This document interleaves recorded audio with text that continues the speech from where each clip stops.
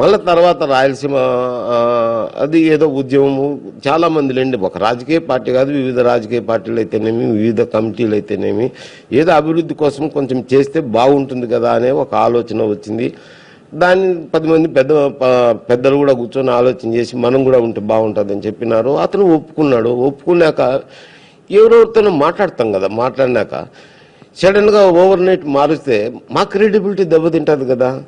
అది మరి ఇటు వచ్చిందే, ఇంకా ఇతరులు ఇటు అనుకుంటున్నారని ఆ 10 మందితో కూర్చొని మాట్లాడాలా. అదే ఆ పార్టీ అంతర్గత ప్రజాస్వామ్యం అంటే ఆ పద్ధతులు అవి ఆచరించలేదు, పోయినాయి.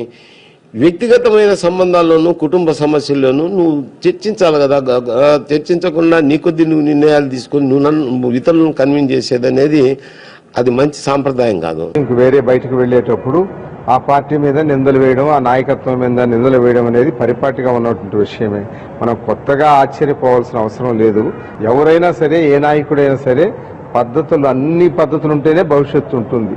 అందువల్ల జగన్ గారు కూడా తప్పనిసరిగా అటువంటి పరిస్థితులు ఉంటే ఆయన నాయకత్వం ఈ విధంగా పార్టీని నడపడం, చిన్న వయసులోనే ఒక పార్టీని స్థాపించి 67 మంది శాసనసభ్యులు గెలిపించుకోవడం జరిగింది, 9 మంది పార్లమెంట్ సభ్యులు గెలిపించుకోవడం జరిగింది.